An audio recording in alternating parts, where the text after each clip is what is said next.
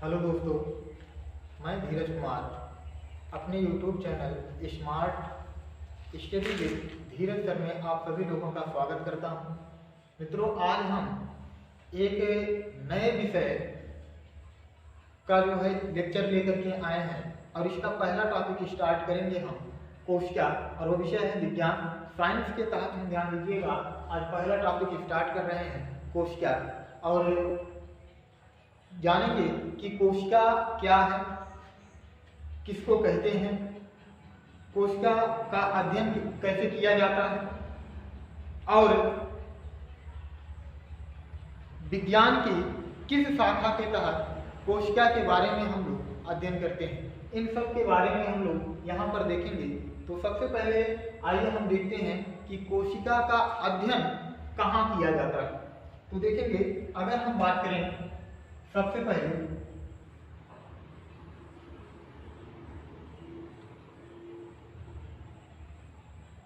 कोशिका का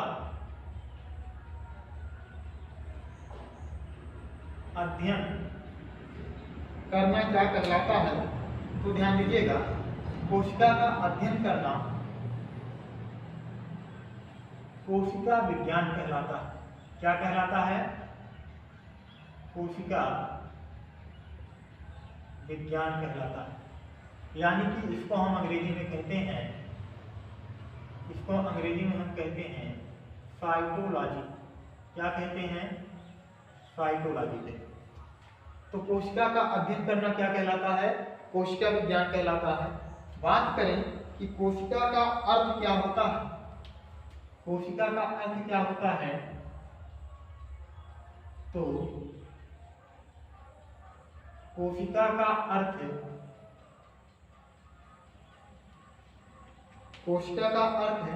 होता है छोटा कमरा। छोटा कमरा यानी कि स्मॉल रूम। कोशिका का अर्थ क्या होता है? छोटा कमरा यानी कि स्मॉल रूम। अब बात करते हैं कि कोशिका क्या है। आखिर इस बात को समझिएगा कि कोशिका क्या है। तो समझिएगा, कोशिका क्या है। तो आपको एक चीज पता होगा कि अगर हम बात करें, ये मानव शरीर ना लिख करके बल्कि हम लिखेंगे जीव शरीर है।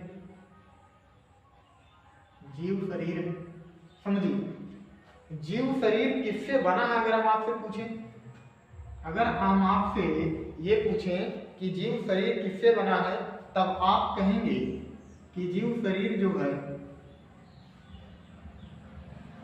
अंग तंत्र से बना। किससे बना है? ये जो है कह सकते हैं एक प्रकार से कि बॉडी का निर्माण हो गया, और ये अंग तंत्र है यानी कि ऑर्गन सिस्टम है, यह निर्माण हो गया।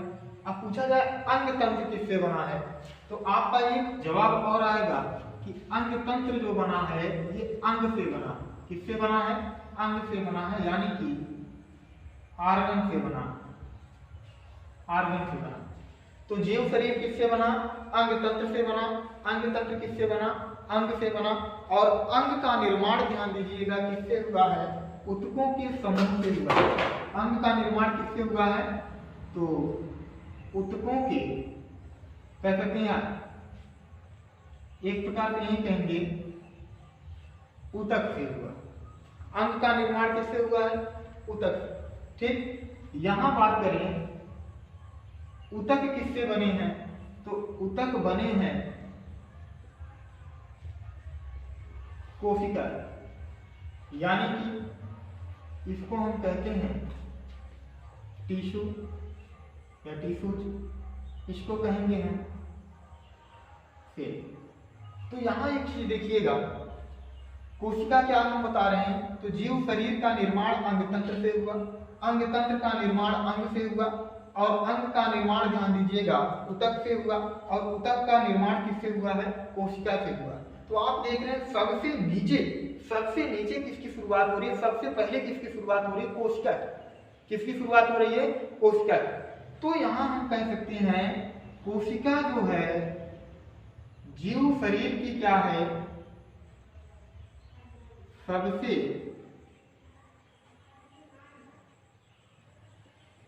छोटी इकाई। जीव शरीर की क्या है? ये सबसे छोटी इकाई। लेकिन कैसे सबसे छोटी इकाई? तो ध्यान दीजिएगा संरचनात्मक इकाई है। और कैसी इकाई है? तो क्रियात्मक इकाई। तो हम कह सकते हैं कि जीवों की सबसे छोटी संरचनात्मक एवं क्रियात्मक इकाई ही कोशिका है। इस बात को एक बार फिर से समझिएगा, कोशिका क्या है? तो हमने देखा कि जीव शरीर का निर्माण ध्यान दीजिएगा अंग तंत्र से हुआ, अंग तंत्र का निर्माण अंग से हुआ, अंग का निर्माण ऊतक से हुआ, और ऊतक का निर्माण कोशिका से। या हम इसको ऐसे कह सकते हैं कि कई कोशिकाओं के समूह मिलकर के ऊतकों का निर्माण करते हैं, कई ऊतकों के समूह मिलकर के अंग का निर्माण करते हैं, कई अंगों के समूह मिलकर के अंगतंत्र का निर्माण करते हैं, और कई अंगतंत्र के समूह मिलकर के एक बॉडी बना देते हैं, शरीर बना देते हैं, जिसको हम जीव शरीर कहते हैं। इसको हम क्या कहते हैं? जीव शरीर कहते हैं। तो कोशिका क्या है? हम लोग यहाँ लिख सकते हैं कि कोशिका क्या है? तो कोशिका जीवन की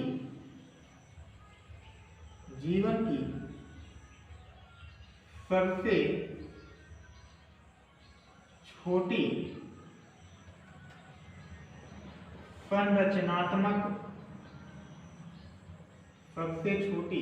संरचनात्मक एवं क्रियात्मक इकाई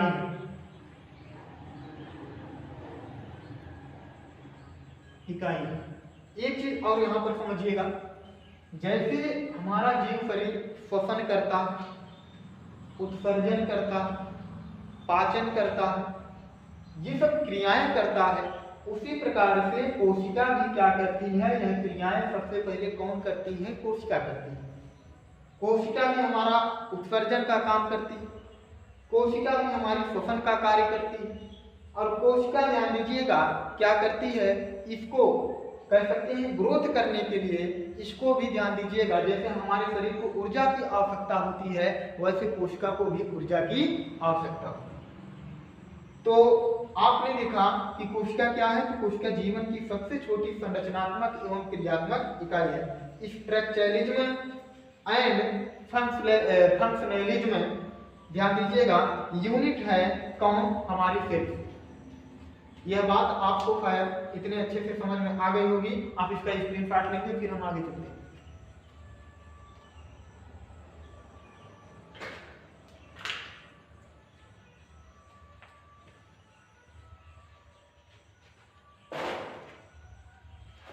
चलिए ठीक है, इसको मिटाते हैं और फिर आगे देखते हैं।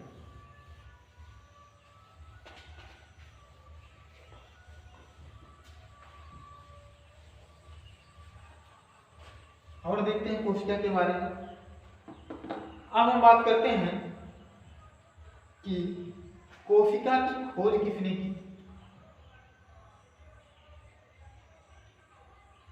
कोशिका की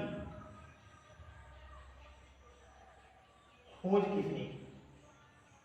तो यहां खोज से पहले बात करते हैं कि कोशिका की खोज सबसे पहले तो कब हुई और किसने किया? कोशिका की खोज कब हुई और किसने किया? तो ध्यान दीजिएगा कोशिका की खोज जो हुई थी वो 1665 ईस्वी। कब हुआ था? 1665 ईस्वी में। किसके द्वारा? तो ध्यान दीजिएगा रॉबर्ट हुक के द्वारा। किसके द्वारा? रॉबर्ट हुक के द्वारा, ध्यान दीजिएगा, कोशिका की खोज 1665 ईस्वी में हुई थी। और कैसे किए थे तो ध्यान दीजिएगा, इन्होंने क्या किया था, ध्यान देंगे, कार्क के टुकड़े में एक मधुमक्खी के समान, मधुमक्खी के छत्ते के समान एक संरचना देखी, और ये संरचना कुछ मित्रों इस प्रकार से थी। देखिएगा किस प्रकार से संरचना थी, तो ध्यान दीजिएगा, संरचना ये कुछ इस प्रकार से नजर आ रही थी।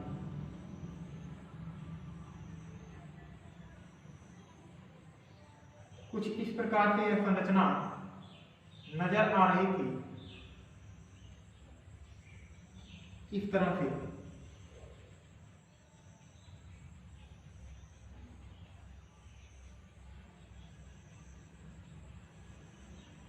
इस प्रकार से कुछ यह संरचना ऐसे नजर आ रही थी।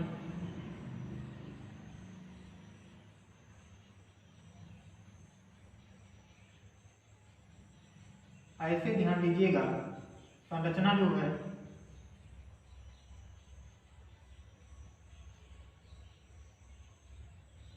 इस तरह से कुछ संरचना ये नजर आ रही थी। और ये ध्यान दीजिएगा, देखने में छोटे कमरे के समान नजर आ रहा था। कैसे नजर आ रहा था? छोटे कमरे के समान नजर आ रहा था। तो ध्यान दीजिएगा, यह छोटे कमरे के समान नजर आ रहा था, यानी कि यह जो दिख रहा था स्मॉल रूम की तरह दिख रहा था।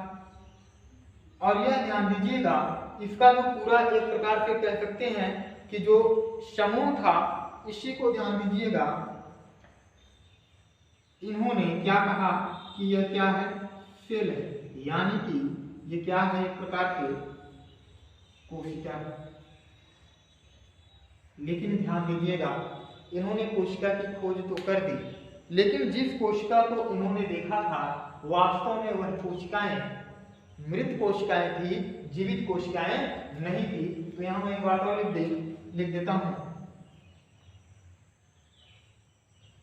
रॉबर्ट हुक ने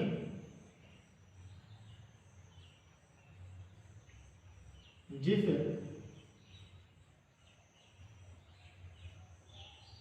कोशिका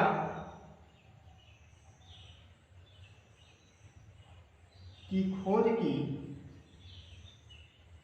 वह एक